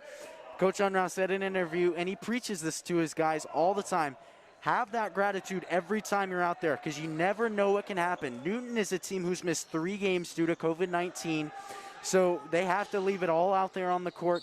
A good first quarter is not enough for a winning basketball team. Isaacs is steal. He'll go up with the left hand, gets it to go. And exactly, Caleb, no games are promised this year as any team can get shut down. The Valley Center football team got shut down heading into playoffs after a pretty good season. This year, the Hornets looking to have a very good season so far. Got to do everything right off the court too, Caleb. Well, that's for sure. It's a day in and day out thing, but this Hornet team knows how to put in the work day in and day out. And you have to do the same with masking and social distancing because you got to stay safe and you got to keep your teammates safe. And Dalrymple and Isaacs head to the bench as Hornets going with the smaller lineup now with Ashley along with Wilson. Phillips missed the layup right there off the inbound play. One thing that Coach Unruh told me is he can trust anyone to go in this game, and they don't lose anything of the Hornets. This team has a lot of depth and a lot of guys who can play a lot of minutes on varsity. Great defense right there from Phillips. The Hornets pushing the pace, and it will be out of bounds off the Railers. Hornet ball underneath their own bucket. Well, right now the Railers, I said in the first quarter they're not having a bad offensive quarter. At the moment they're having a bad offensive quarter. They need to pick it up to get some contest in this game. And that'll be a timeout called by the Railers. It'll be a full timeout. We'll be back in a minute.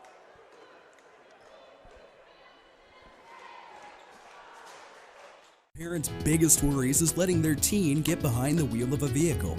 That's why getting professional, personal instruction is so important. The Wichita Driving School is licensed by the state of Kansas and offers the most classes per month of any driving school. With the most students trained in Wichita last year, it's obvious students and parents like Wichita Driving School for the convenience and professional one-on-one instruction. Wichita Driving School, where you're driven to be the best. And my mom. And welcome back to Hornet Studios. About 18 seconds to go before both teams get back out here. Hornets have played a pretty good game, Caleb. So far, only 2 points here in this second quarter. What do the Hornets need to do to keep back on that scoring pace we talked about? Well, I think they haven't had enough time to really do what they did in that first quarter. And it simply comes down to forcing turnovers, and they've already forced 2 here in this second quarter. So just keep doing that, and the points will come. Well, right there, a miss underneath by Caleb Harden. One thing I've seen so far is the Hornets missing some layups. Credit that a little bit to this Newton defense underneath. Burkeen knocks down a 3 in the eye of Kanoa Ashley. Well, and you said keep an eye on him. That's definitely for sure. Now he's got 1, then he's got 2. He had 5 against Maize South. So a guy to watch out for. One shot that he makes gets him hot, and that's how he takes over a game. Right there, it was great ball movement right there. It started with Wilson, who found Simmons, who found Phillips, who drove in and got fouled. Gabe Phillips at the line for the Hornets. 5:44 left. And Gabe Phillips shooting a whopping 80% from the free throw line so far this year. A guy who puts in a lot of work, and it certainly pays off, especially at the charity stripe. Dalrymple back in for the Hornets. He'll take the place of Noah Simmons. The Hornets lose about 4 inches when, 3 inches when Dalrymple comes in, but don't lose a lot as Dalrymple can play underneath. That was Gabe Phillips, who missed his second free throw. Isaacs is at the scores table, ready to check in for Phillips at the next dead ball. Here is Barkeen, guarded by Wilson. Over in the corner, there's Petz. Owen Mills, back cut right there by Durrell. He'll take the jumper off the mark. That'll be a foul called on Gabe Phillips off the box out. And Tanner Durrell headed to the free throw line for the Newton Railers.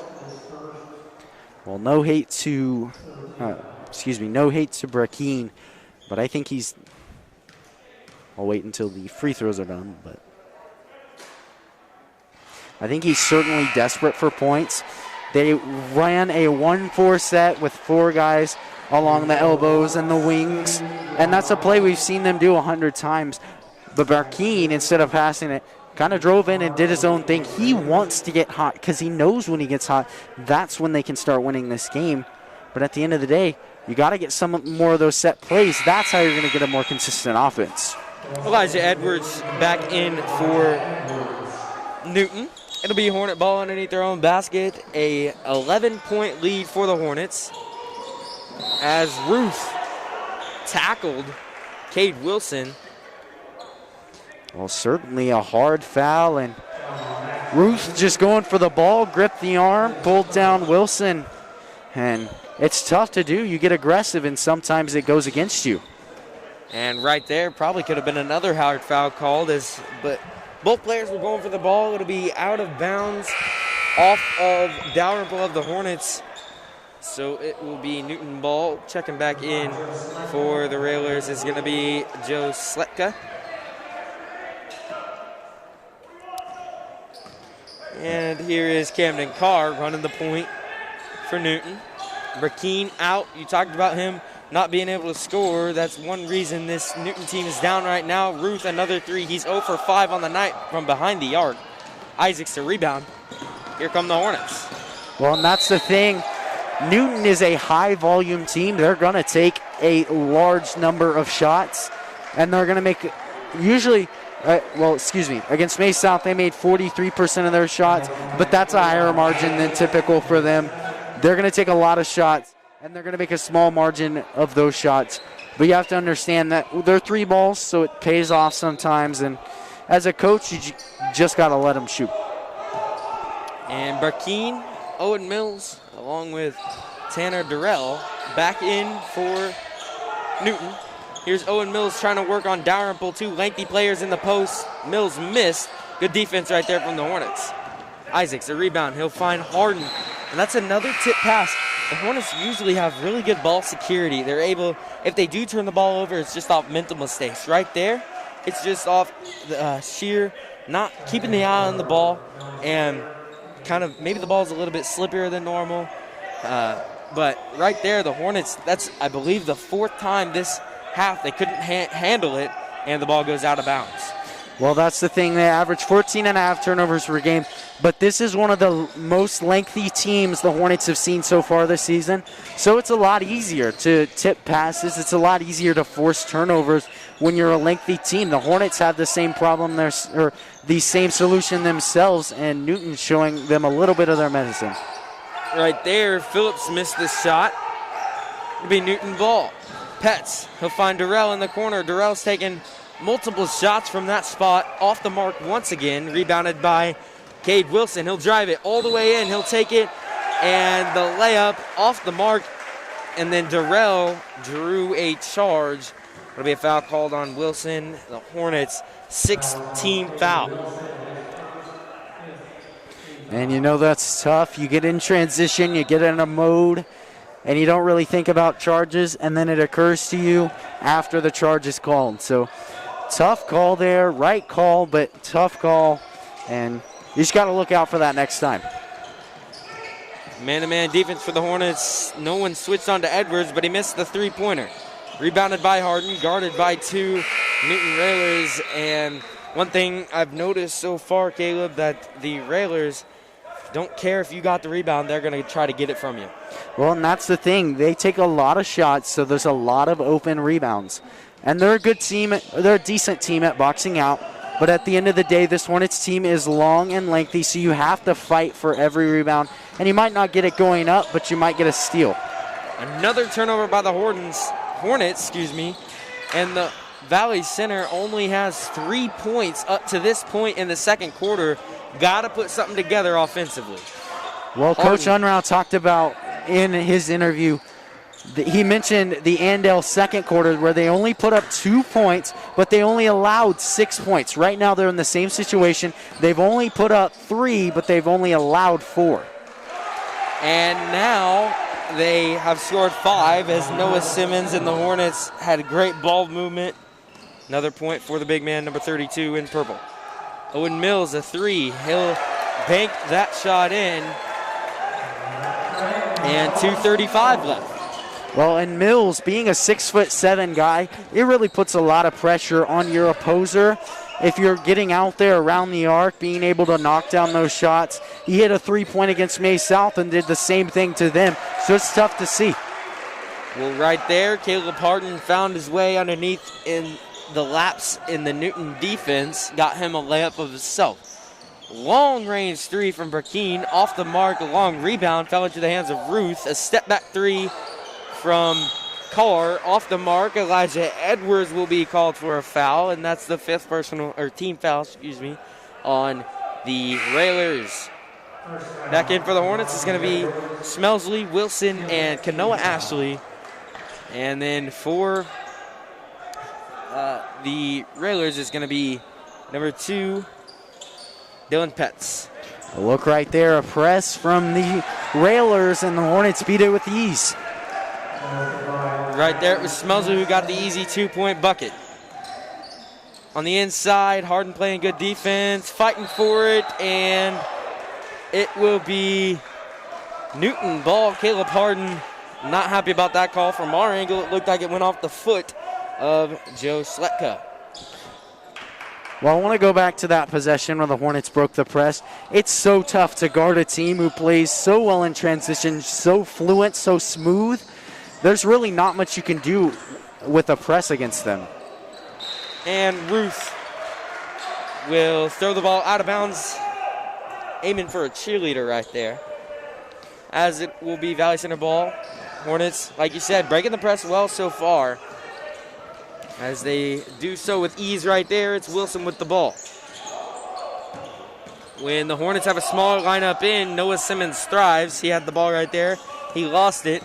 And the Hornets, specifically Kanoa Ashley, out up top. And then Max Ruth will be called for his 3rd personal foul here in the first half as he was trying to guard Simmons on the inside. It'll be Valley Center ball underneath their own bucket. Burkeen, Durrell, and Mills back in for the Railers. Well, Max Ruth heads to the bench there. Only got 13 minutes against Mays South. And he's not a bad player. He's a senior, but he's very inexperienced on this varsity level. So it certainly takes some time to get used to this varsity level and play the same caliber of basketball that you typically would. Ashley, a good move to get inside, and then he found Phillips, who got fouled by Joe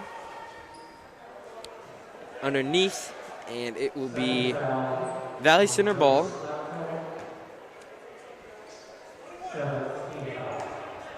Two free throws for Gabe Phillips. He knocks down the first one. He's 2 for 3 from the line tonight. Dalrymple back in for Valley Center. 1:11 to go. Well, for the Hornets right now, they've had a dominant second quarter. Only put up 10 compared to 20 in the first, but still not a bad quarter. They got a lot of stops. They only allowed 7 points. And so in the locker room, you're looking to maybe get a little bit more aggressive in the second half. You don't have to be more aggressive, but you have the opportunity to be more aggressive. And if they do that, they can really put this game away and call this what we would call a blowout win.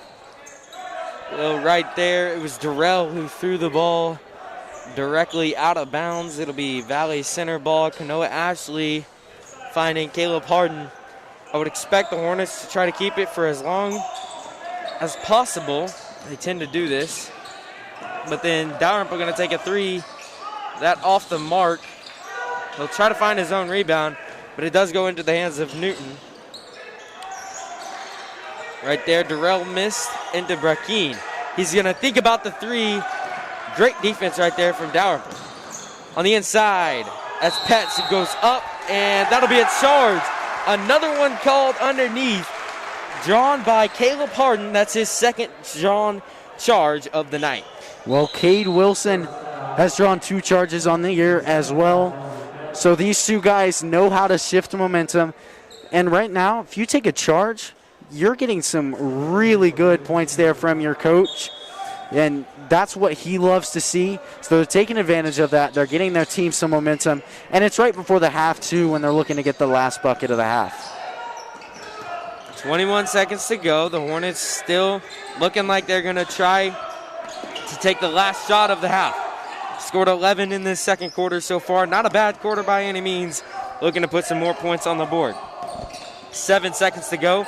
Isaacs with it, and it'll be a steal. Owen Mills going to go up off the mark with 0.8 seconds to go. He'll head to the free throw line as they're down 16, trying to make it within 14 with these 2 free throws is Owen Mills. Well, I mean, that's not a bad play there by Kanoa Ashley.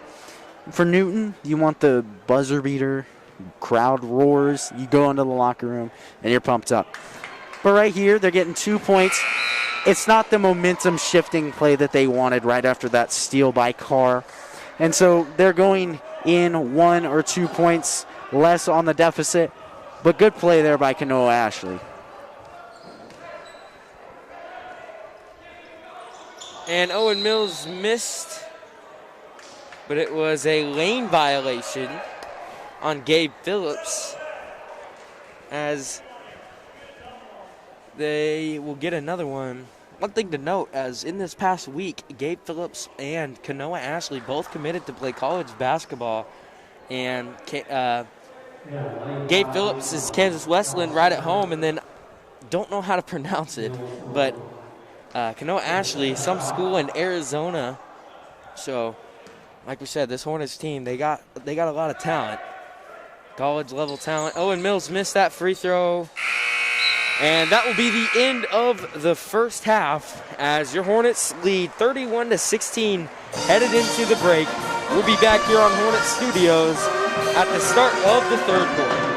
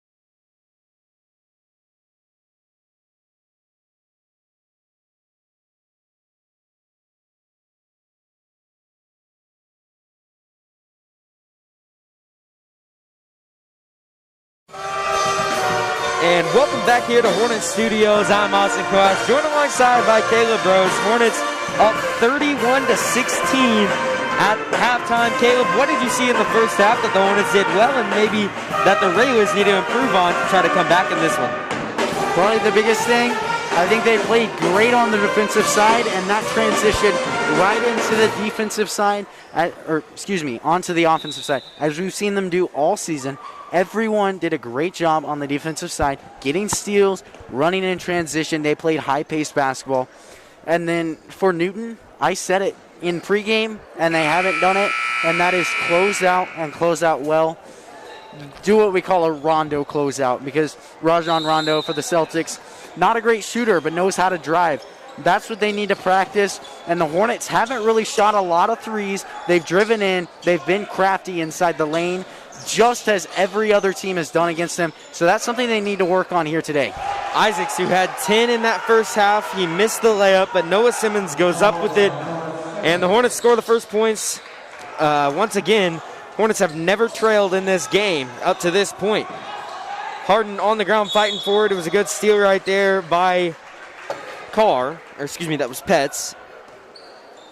When you mentioned Isaac's 10 points, Doral has been really the only option here for the Railers, and that's simply because Brackeen has been shut down. He had 1 3 in the second quarter. They've had to find other alternatives. Coach Wolf's quote-unquote number 2 guy, the guy who you watch out for if it's not Brackeen, would be Dylan Petz, number 2. And then from there, Owen Mills, the guy who I said would give Noah Simmons a heyday inside. None of those guys have showed off tonight. It's been Doral who's helped keep this team alive. And throughout the course of the season, he's going to say, yeah, I deserve some more playing minutes for this. But at the end of the day, you have to play more consistent basketball. You have to get guys like Brackeen, Owen Mills, guys like Dylan Petz. You have to get them hot here on the offensive side, because as much as I've said the defense is their struggle, the offense hasn't been much better. Brackeen off the mark on the shot. You said it in the first half. He's pretty desperate for points right now. He's not at his usual points per game, and that's due to the fact that Gabe Phillips and Cade Wilson, some of the other guys that have played on him today, have done a great job. Here's Harden. It was out of bounds off of Brackeen while I was talking. On the inside, Noah Simmons is going to try to work on Mills. He'll go up with it, and that will be a jump ball. Possession goes to the Railers, and just like that, with 56 seconds gone by, 3 new Newton players will come in. That is Elijah Edwards, Max Ruth, and Camden Carr. Well, good job there of shutting down Noah Simmons. I want to highlight the effort there by Joe Slechta. He did a good job of the late trap and was able to force that jump ball against Simmons. Simmons never saw it was coming just because it was an unplanned trap. 0 for 6 on the night is Max Ruth from behind the arc. Here come Noah Simmons and the Hornets running in transition. Isaacs of long 3. He'll be off on the back of the iron. One thing you talked about it just a few moments ago is the Hornets have not been able to hit the normal amount of 3 balls as they normally do. Well, and that's simply because they don't have to. They're scoring a good job driving inside. And if they were to force those 3-pointers, I might understand. You want to get some more points out of a possession. But at the end of the day, you got to stick with what's working. Right there, Brackeen missed again on the layup. As an impact player, he hasn't been one tonight. There's Isaacs who drives in. He beat number 11, Carr, on the drive, and Carr had to foul him. So checking back in is number 5, Joe Sletka, and number 2, your number 2 guy on this team, Caleb, to watch out for, and Dylan Petz. Well, I want to highlight the effort here by Carr. He's a younger guy, a sophomore at 5'5", and he's tasked with guarding one of the best players in the AVCTL, that is Eli Isaacs.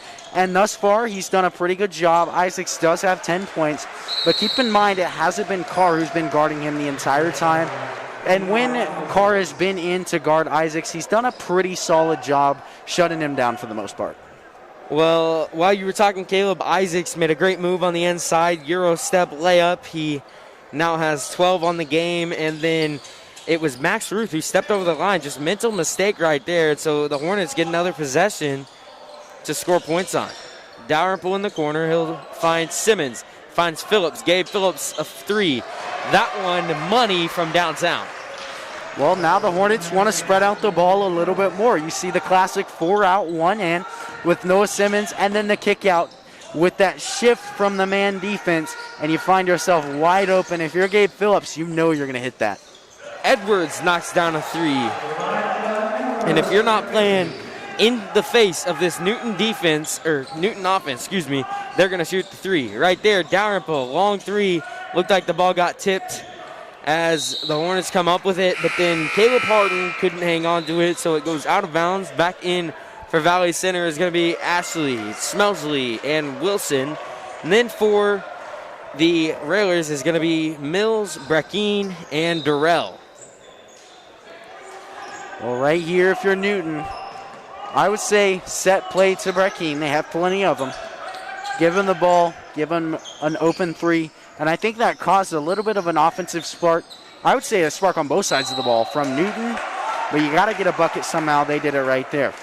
Well, the Hornets going with a smaller lineup right now. Smelsley's having to play the 5 spot and did a pretty good job on defense, but he did foul Owen Mills, and Mills headed to the free throw line. He did get the bucket to go, so this is a 3-point opportunity. He does knock it down. Owen Mills, 3 straight points, and it is now a 16-point ball game, 38-22 our score. Well, we can talk about how the Hornets have shut down Brackeen, but can we talk about how they've shut down Owen Mills, a guy who had 15 points against Maize South, and incredible player, incredible scorer, and they've done a good job of slowing him. Kanoa Ashley missed the 3. He's disappointed in himself as he kept the arm up, not knowing why he missed. It's one of those things, you shoot the 3 ball so many times. That one he just missed. Right there, a good drive by Brackeen, excuse me, and he finds number 5, Schletka, who missed the layup but did get fouled, so he will be at the free throw line, shooting 2 for the Railers. And a few guys set here to check in, Max Ruth and Camden Carr, and then Caleb Harden as well, but a couple guys who've had really good performances. Camden Carr, as I said, not so much on the offensive side, but on the defensive side, I would respect a lot of what he's done against Eli Isaacs. Max Ruth, not the same around the 3-point arc, had a decent performance on the defensive side as well. A couple steals here and there, but then for Harden, he's had a really good game, lots of cuts, and really good finishes. He's a guy who's improving game by game. Hornets running down the floor. Getting this Newton defense mixed up a little bit. Good ball movement. Gabe Phillips off the mark from downtown again. Newton now pushing the pace. Edwards, another 3. He made one just a few moments ago. That time he missed. Caleb Harden hustling, getting Owen Mills to fall on the ground, and it will be a timeout called by Owen Mills when he was in a desperation timeout right there, and we'll be back when play resumes. Biggest worries is letting their teen get behind the wheel of a vehicle. That's why getting professional, personal instruction is so important. The Wichita Driving School is licensed by the state of Kansas and offers the most classes per month of any driving school. With the most students trained in Wichita last year, it's obvious students and parents like Wichita Driving School for the convenience and professional one-on-one instruction. Wichita Driving School, where you're driven to be the best. And back after that timeout, new coaching staff, a couple of new coaches this year. Caleb, tell me a little bit about what Valley Center is doing this year. Well, Coach Cheyenne Rao in his 6th season as a Hornet head coach, and so far has a cumulative record of 40-75. Not a successful record. This has been his year, and I think it's due to he's got some experience now in the district, and he's got a great group of guys on the floor, and he's had a heyday really designing their offense, designing their defense, and he's put together a masterful game plan for these 5 guys, and it's been fun to watch. Then some of the younger guys, Coach Carter, Coach Enzi, and I would highlight Coach Wolf, a new guy coming in here to the coaching staff, and he's really done a great job of interacting with the players. Right there, a miss by Owen Mills. Earlier, it was Cade Wilson who made a phenomenal finish underneath. Wilson, maybe short, but he's really athletic and went up with it. That time, Dalrymple missed 2 times in a row. Gabe Phillips goes up. He will be fouled as the Hornets getting offensive rebounds with ease so far in this third quarter, but just not putting a ton of points on the board. Right now, 11 points through 3:23. As we know, this Hornets team can score in bunches, and when they do, they are deadly. Phillips knocks down his 5th free throw of the night. He's 4 for 5. He could go 5 for 6 right now with this free throw. And as you said, this Hornets team scores in bunches. They're a run-based team because once you get them started on the defensive side, then they're going to transition that into offense.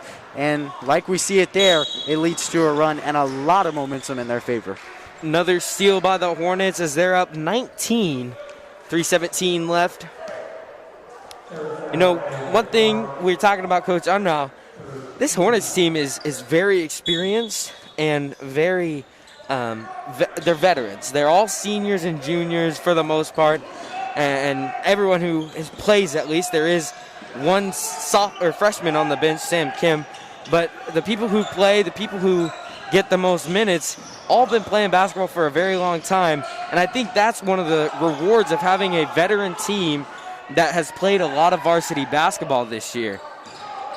Well, and I think as we've said, like Kanoa Ashley, some of the younger guys, Cade Wilson, Davin Schmelzy, it takes a long time to adapt to this varsity life, and these guys have been there, done that, and so I think that's the biggest thing is they have that experience. They, as you mentioned, they are veterans, and so this isn't new to them playing a varsity game in prime time, and they can get it done regardless of the level of experience.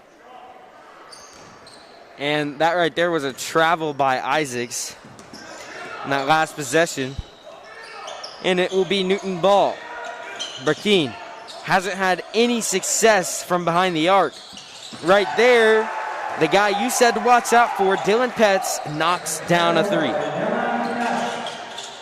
Here come the Hornets in transition. And that's the scariest thing about this Newton team is they can pull up from NBA range and knock it down with ease. And Noah Simmons got the easy 2 to go, so the Hornets answer, still leading by 18. Brackeen off the mark on the layup. Valley Center led by Isaacs. Harden finds Simmons. He's going to go up with it, and he will travel. Noah Simmons thought it was a great move on the inside. Looked like a great move. He did get the bucket to go, but it won't count because he traveled. Cade Wilson back in for Valley Center. Right now, 3 guys head to the bench here for Newton. And, Brackeen stays on the floor along with Mills. Newton is looking for any solution to find some offensive production. Right there, it won't happen as Noah Simmons will get a steal. Isaacs guarded by Carr, who's done a pretty solid job. We talked about that tonight. Right there, a steal. The Hornets turn the ball over once again. Edwards goes up and over Phillips, and he'll get the 2-point basket to go. And Edwards hasn't had a bad performance here tonight. He hit a 3 earlier, a couple transition buckets, and he hit a 3 against Maize South, but that was about it. A couple rebounds, a couple assists. But he's had a solid performance here tonight against a high-intensity team, and if he keeps it up through the season, he can be a really good player. Right there will be a foul called on number 33, Edwards. Isaacs underneath his own bucket. He'll find Harden, who finds Isaacs, who lost it. There's no call yet. And the referee underneath still not decided on which way it's going to go. Still talking about it. Brackeen wants it to go Newton's way, but it will be Valley Center ball. So, questionable call right there. Could have gone either way. No one really saw what happened, Caleb. So, the referee sticks with the call and he goes with it. Once again, the Hornets are underneath their own basket. Another inbound by Isaacs. Find Wilson, who finds Isaacs. Jumper, good. Well, I'm liking that there, Austin. A jumper from Eli Isaacs. We don't see him do it enough, but when he does, he can certainly score some dangerous points. Well, 1:04 left in this third quarter. We'll be back when play resumes after this full timeout by the Railers.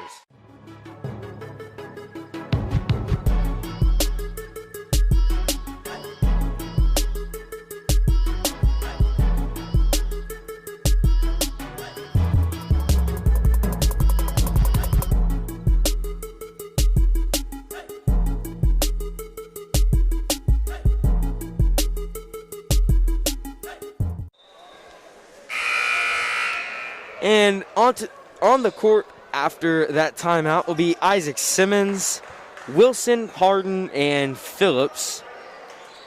And then for Newton, it's going to be Darrell Burkeen and Owen Mills, Petts, number 5, Sletka. Well, Austin, I talked about before the half, maybe the Hornets could get a little bit more aggressive because of the teams they're playing up and coming. They're going to travel to Salina Central this coming Tuesday and then to Eisenhower, and they have January Jam. They haven't gotten more aggressive, but they certainly haven't let up much more than they did in that first half. Gabe Phillips off the mark from three-point range. It'll be Valley Center ball underneath as it was out on Petts. One thing to note, I know the players are really excited for this. Eli Isaacs was talking about it today with me, but they have 5 home games in a row, Caleb, after only having 1 so far at this point in the season through 7 games. And so now they're going to have 5 straight home games pretty much throughout the entire month of January. So that's good to see. And some of those home games will be January Jam, of course. That's coming up. It's going to look a little bit different this year. But the Hornets in the top spot right now as they're playing great ball. And also one thing to note, one thing to watch throughout this season is the playoff picture that's going to happen, as we don't usually talk about it, but this year's team could make a run deep. And so the playoff picture, the Hornets right now sitting at the number 1 seed in our side of the sub-state. Well, I definitely agree with you. I'm excited for those 5 home games, and it's a great feeling to go home. We've seen Newton with their home opener tonight, and they've certainly played a lot better basketball than we've seen them do in the past. But keep in mind, they do play Salina Central and Eisenhower, who are 1-4, both 1-4, but they have a lot of potential. They're great teams. And then they have January Jam, and there are some great teams competing in January Jam this year. One thing to note about those home games is there will be parents at those games. Unlike the Goddard game, Brackeen going to take a step-back 3 off the mark. Great defense right there from Cade Wilson. And the Hornets lead by 21 headed into the 4th and final quarter.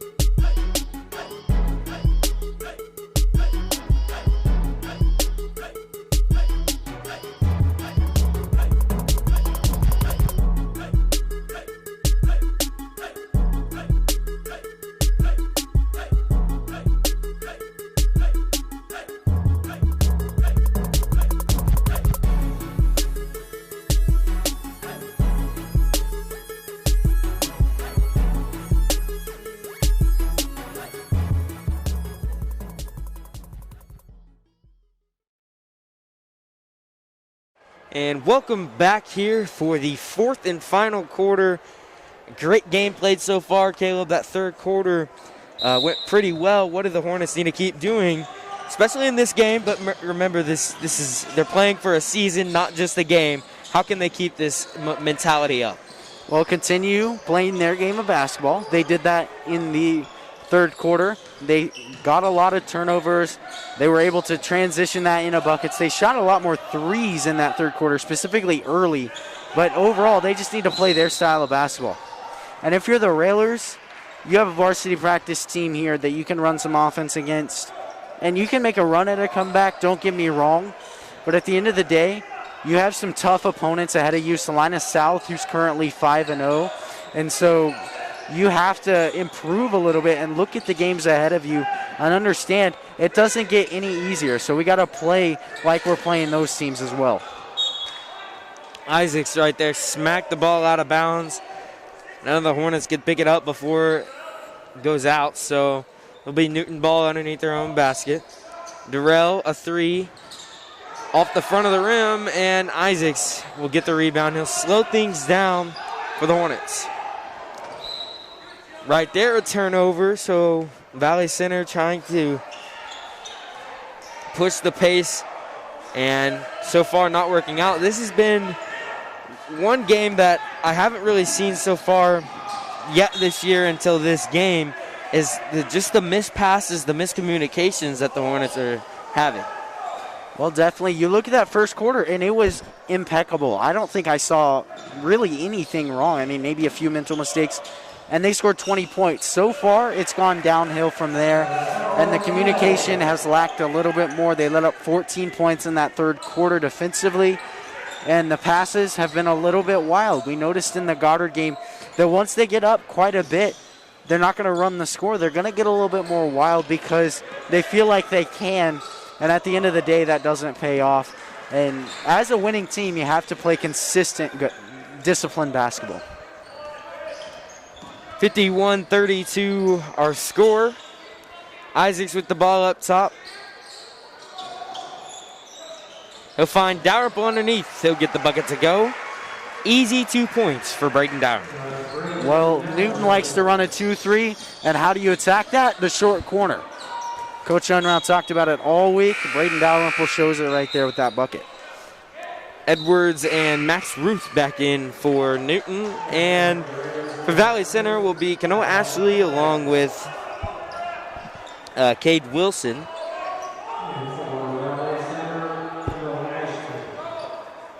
It's 21-point ball game. Here's Carr. Thinking about passing it in, trying to find somebody. Good defense right there from Wilson. And that was good communication right there, Austin, to contain that baseline out of bounds play and shut it down. Hornets do a good job of that. Right there, Caleb Harden may have flopped a little bit, no foul. Owen Mills missed the wide open shot though. And then Isaacs gonna keep his dribble alive. He'll go up with the right hand. Eli Isaacs coast to coast for Valley Center. I find it funny right there. Isaacs had the ball knocked out, flails his hands up, and nothing wrong with that. He's trying to draw a foul. And you see that quite often from a lot of talented players, just trying to do a little bit of an acting job, trying to get a foul. Right there, it was a foul called on Dalrymple. It's his first personal. One thing that has helped this Hornets team out tremendously this year has been the length of almost every starter, and then some of those younger guys, and Kanoa Ashley will come in, and they're a little bit smaller, but their effort is still there. Well, definitely, and you see guys like Eli Isaacs, 6'2", and the guards for Valley Center are just incredibly lengthy, and they have a lot of arm span, but not only lengthy, as we talked about with Eli Isaacs, he's got such a long wingspan as well. That's why he's able to grab basketballs at a high rate, is because he's not just tall, he's lengthy. And the Hornets, I mean, it really shows on the defensive side how lengthy they are compared to a lot of high school basketball teams. Here's Cade Wilson, gonna take a three off the front of the rim, rebounded by Gabe Phillips. He'll go up with it. He lost it into the hands of Noah Simmons. He misses, and the Hornets had 3 opportunities right there. None of them went in, and then number 2, Dylan Petts, did a good job right there. Then running the floor is Noah Simmons, Euro step inside layup, and back up to a 21-point ball game. Well, the Newton offense, where has Jackson Burkeen been? I don't know if there's much fight left in this Newton team. As they pulled out Brackeen, he hasn't had near a performance as he's had in any of his previous games so far this season. Gabe Phillips trying to get something on the inside. As Noah Simmons goes up. And like you said, this Newton team has kind of showed some quit. They don't have much energy going right now. Besides number 2, Dylan Pest, got to give credit where credit's due. He's been playing hard, but the Hornets right now in full control mentally, physically, and of course on the scoreboard too of this game. Well, and that's the thing right now. Early in a season, and especially after a break, it's so hard to not at least slow down a little bit in the third and fourth quarters because you get tired. Eating all that Christmas food, not working out as much, and you're just slower, you're not as quick, you're not as conditioned, and it's really tough to do. Kanoa Ashley knocked down the shot just moments ago, and then right there it was Carr who hit a 3-point bucket. He's one of the other players that's done a pretty good job for Newton so far in this game. On the floor are the Hornets, and finally it would be a travel called as Davin Schmelsley was on 1 foot. Brackeen back in for the Railers. And Austin, just another one of those calls you hate to see, and from either side, an effort play, and by rule that is a travel because he hopped on his right foot, but just putting in good effort is Davin Schmelsley, and he's called for a travel on it. And if you weren't in the girls' game, one thing both teams that have done this year for Valley Center is put in effort. And, you know, that's one of those things you can't coach. And it's good to see Valley Center because Valley Center hasn't been the top-notch program that they are this year in the past. And just like Newton, we've been in this spot 0-4 after this game, or excuse me, 0-5 after this game. So for a team like Newton, what do you do to kind of, you know, get a win, and most importantly? Well, I mean, first of all, you regroup. You have the weekend. I'm sure they probably have Saturday practice. I don't know. But they play 0-3 Hutch, a league rival, and you have an opportunity against a team who's 0-3 to get the job done. You have to go in there and at least get it down to a 2-3 point game. It cannot be another blowout win because then you go on the road and you play Salina, or actually they'll be at home against Salina South. So they have to be prepared for that game. But against Hutchinson, you have to put up your best performance because after that, I mean, I don't see a lot of things that they can do. They have a lot of talented teams after that, and that's really going to be your last shot to win. And it will be Newton ball.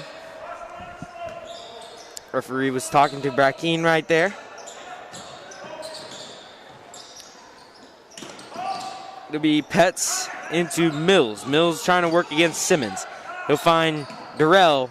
Had a good first quarter, hasn't had much since. Mills going to take a 3. Off the mark, rebounded by Phillips. And that'll be a foul called. Could have been a travel right there, but it will be a foul called on Sletka. It'll be Valley Center ball. Not a lot of fouls have been called here in this second half. Up to this point, it's only been 5 by Newton and 4 by Valley Center. Well, we know this is oftentimes a hot rivalry. Newton, or Valley Center, one of the local AVCTL teams that Newton will play, so keep that in mind. They're very hot rivals, and they don't play often, but when they do, they can often cause sparks. There's Edwards, a 3. He missed, but it was Gabe Phillips who knocked down a 3 on the other side of the ball just moments ago. And Cade Wilson will get a steal. Here come the Hornets. Harden going to find Phillips. He wanted the alley-oop, but he missed. He couldn't hang on to it before he tried to dunk it. 2:17 left in this ball game. Still a 21-point lead for the Hornets. Valley Center will likely try to waste as much clock as they can. Try to get this game over with. Brackeen tried to get the steal, but couldn't. He did foul Phillips. That'll be the 6th personal. One more foul, and the Hornets are headed to the free throw line for the rest of the ball game. Well, I want to go back to that transition play where they tried to get the alley-oop to Gabe Phillips. I think that just shows how smooth they are in transition. And Coach Unruh has really pounded the movements that you get when you're in transition. They spread the floor wide, and then they cut on the baseline and find themselves wide open time and time again, just like that. And that's really how you get it done in transition. Great move right there, or great cut right there by Cade Wilson. That was Elijah Edwards who knocked down another 3-ball for Newton. And then he'll get a steal. He'll go up with it over Isaacs, and he'll knock it down. Here is Dalrymple passing it in, so a little bit of pressure by this Newton Raylor team, but a little bit too late, most likely. So the Hornets up with 1:15 left. They're up big, 64-46. Well, Elijah Edwards right there has got a couple single-handed turnovers and then buckets. He's a senior this year and clearly does not want to see his senior season go out like this. A lot of fight in his step, and a lot of these guys can take notes. Well, 50 seconds to go, a missed shot by Newton right there. And the Hornets, if they can just keep possession of it, they'll be able to hold the ball onto the ball for the final 42 seconds. Right there was a foul, so Eli Isaacs headed to the free throw line. He will be shooting a 1-and-1. That's Brackeen's 3rd personal. Caleb Harden heads to the bench, comes off to the court probably for the last time tonight. He's had a pretty good game for the Hornets. Isaacs short on the free throw. Here's Carr with it. We see right here Dale Petrie, Zach Romig, 2 guys set to check in, and these are the future of Valley Center basketball. These are going to be the guys you see start next year. So keep an eye on these guys. Lots of seniors this year, and they're going to be the ones filling the holes here. And from the looks of it, they probably won't even get to come in, as there's 10 seconds to go, and the Hornets are going to wait it out. So your Valley Center basketball team goes to 6-1 on the season, 64-46, the final score. A great win for the Hornets, Caleb. Next game's going to be Tuesday at home versus Salina Central. That's going to be a fun one. And that's it from us here at Hornet Studios. I'm Austin Coas, joined alongside by my partner, Caleb Rose, and have a good night.